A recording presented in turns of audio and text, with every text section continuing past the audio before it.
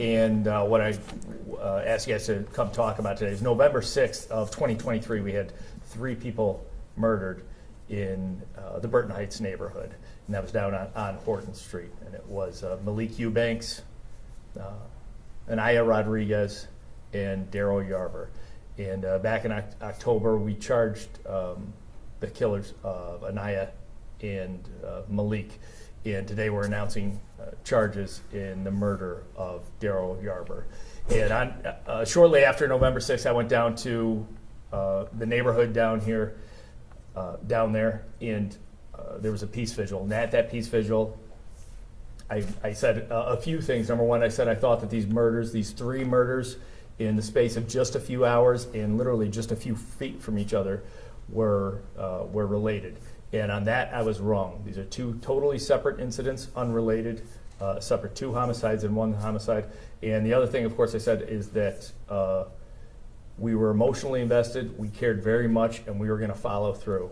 And I wish we could bring Daryl back. I've spoken personally to some of Daryl's loved ones. I know the detectives have remained in contact with him for now. It's over a year. It was November of 2023 that this happened.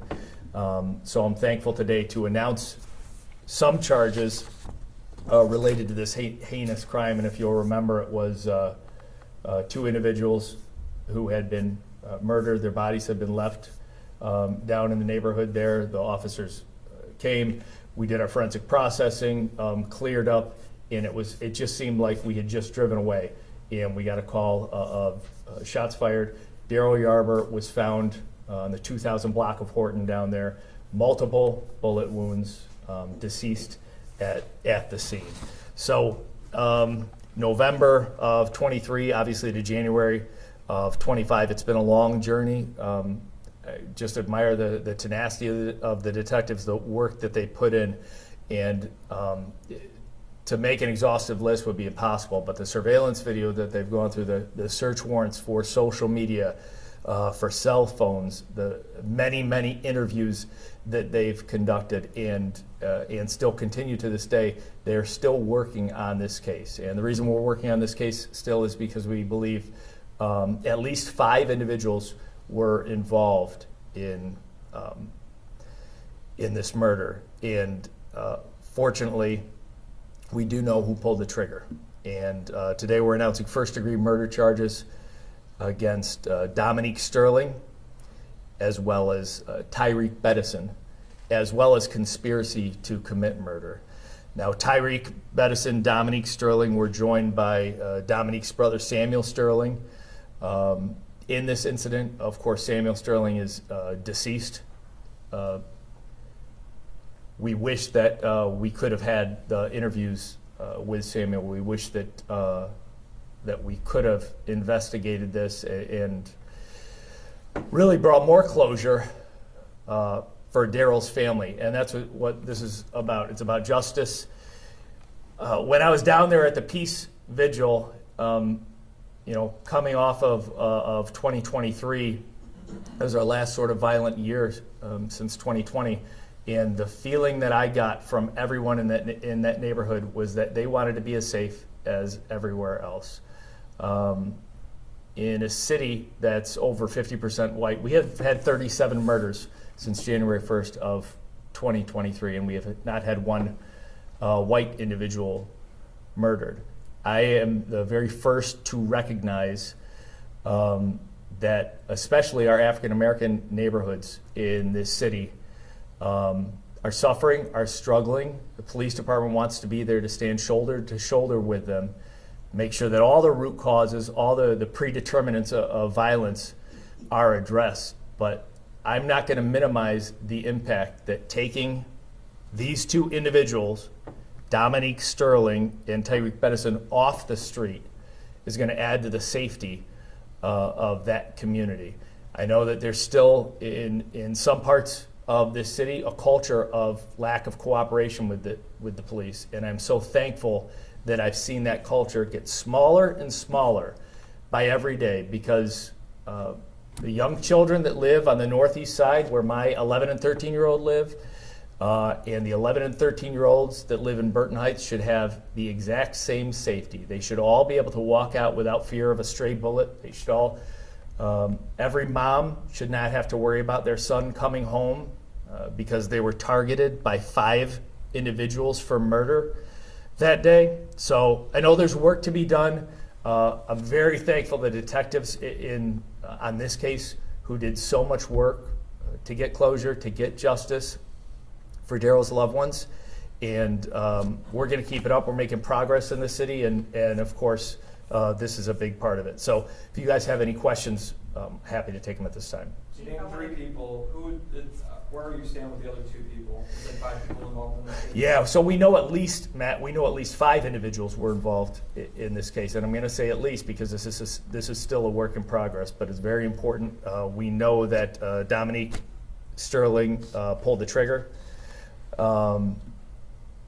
We wanted to get the charges as soon as possible with Dominique, with Tyreek, but we know there's still some work to do. So whereas usually I'd be as transparent as possible and tell you all the information we have and how we put it all together, we're still going to be withholding a little more because we know there are at least 5 individuals involved, and this is very much premeditated conspiracy. This individual, Daryl, was targeted. This was not a random act of violence. This was incomprehensible act of evil on the part of these 5 individuals. Was it drugs or gang related by chance?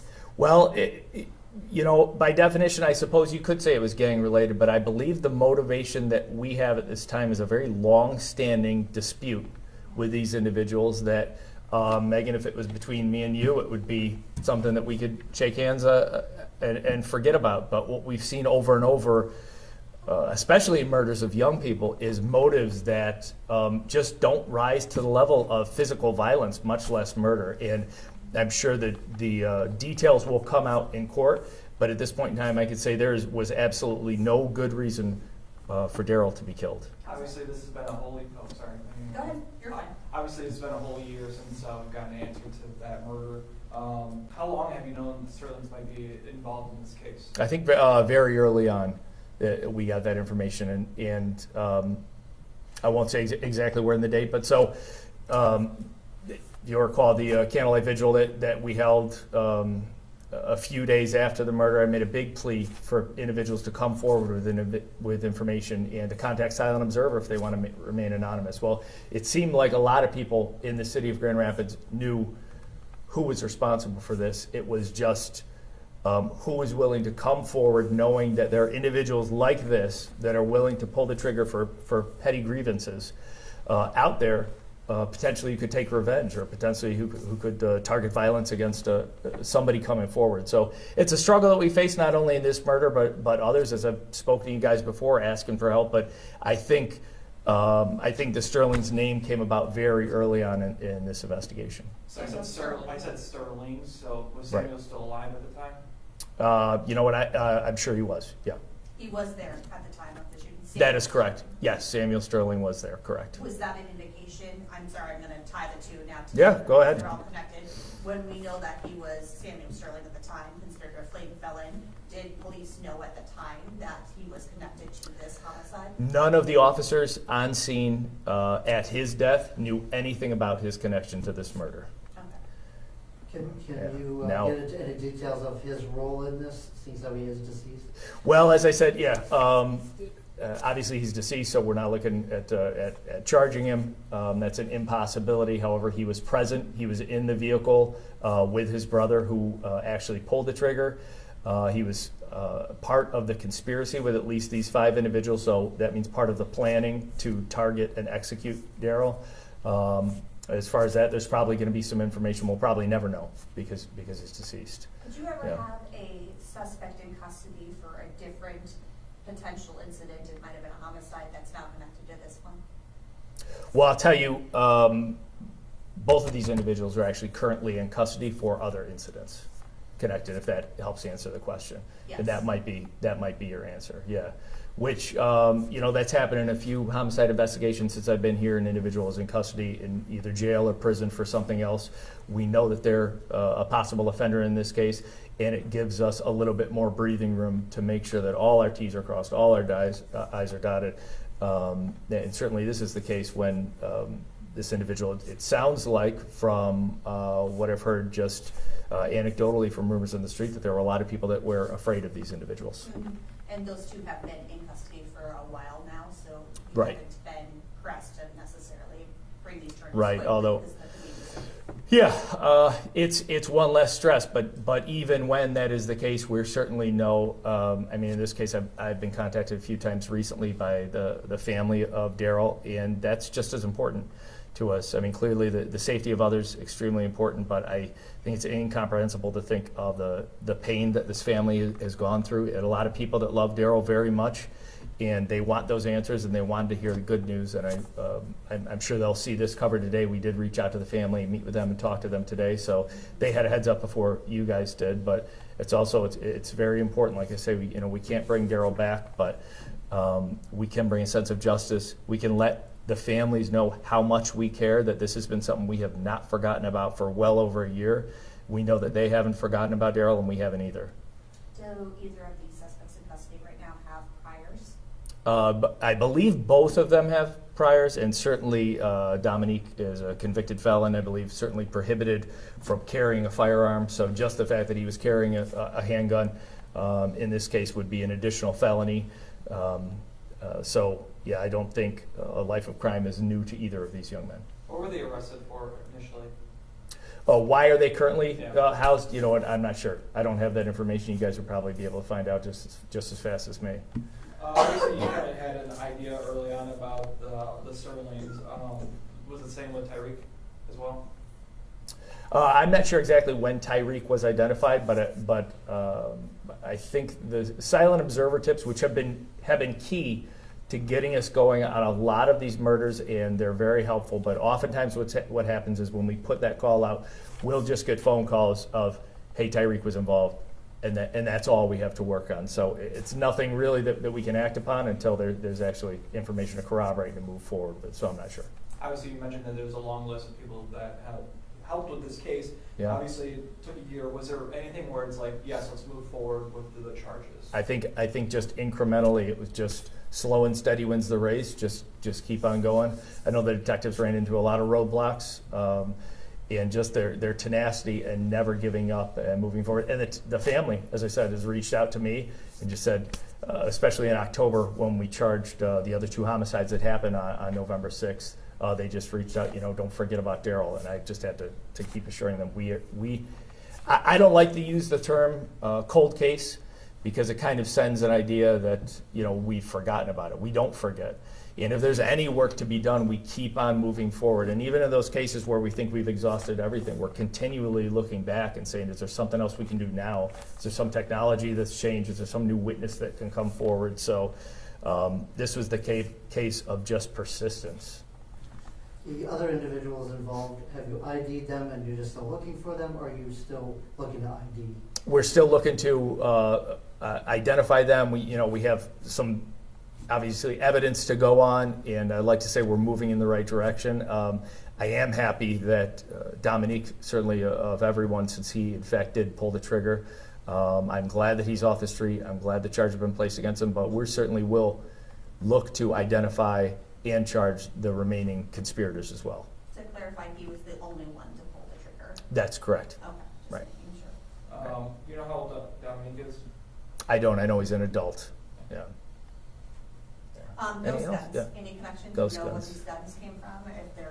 If any of them have been traced back to? The only information I have is that they weren't possessed legally. Obviously, we know the kind of gun it was, but I don't have that information to share at this time. Okay. Sorry. Handgun, handgun, Yeah, handgun. Yeah. I Anything do else? know, we had been chatting, that the family had been in contact with you, Yeah. like a month ago, you guys were meeting with them on a Friday. Yeah. And it's hard for families sometimes when they don't see the in front of you investigation. Oh, yeah. Right? And some of it also is difficult because you're talking to maybe mom and dad, but not cousins, let's Yep. say. Oh, yeah. What do you want to say to families tonight that are like Daryl's family, that I- basically you guys are still working these cases? Yeah, and this isn't, obviously, Daryl's not the only homicide case that remained open, we are not forgetting. We're not giving up. We want justice. We want closure for every family that lost a loved one to murder. We care very much. I mean, it's tough. You said it very well. A lot of times the families don't see, and they can't see what we're doing because we're not going to tell a loved one that, we're waiting for a search warrant to come back on this specific piece of evidence because as well-intentioned as they are, they say one bit of non-public information to the wrong person. It could wind up on social media. It could really destroy the integrity of the case. So it's difficult. So I actually have a mom of a homicide victim coming in at 3 today. Loved ones of victims who have gone through this, they're always welcome here at the Grand Rapids Police Department. They're always welcome in my office to talk to them. And it is helpful just for me to reassure them. I can't tell you the details, but I can tell you I care very much. The detective team, super professional. Most of my career back in Chicago came through the detective world. And I've just been blown away by the professionalism and effectiveness of this group here. If my loved one was a victim of a crime, I would want the Grand Rapids Police detectives to investigate it. And so just reassuring the family, we care. We will not forget their loved ones, and we're going to do everything we can. How do you know Sterling's work together? Information that'll all come out in court. Great question. But that's information that we're not quite ready to make public yet, all of the details around it, and part of that is because, like I said, there's a few individuals that are still outstanding, which we need to identify and arrest. They were brothers, correct? That's correct, Okay. right. There was some indication at one point that it was uncle and My, nephew. my understanding is they're brothers, and that's, yeah. Yeah. Anybody else got anything? I appreciate you guys taking the time to come out in the cold and talk to me. Thank you. Thanks.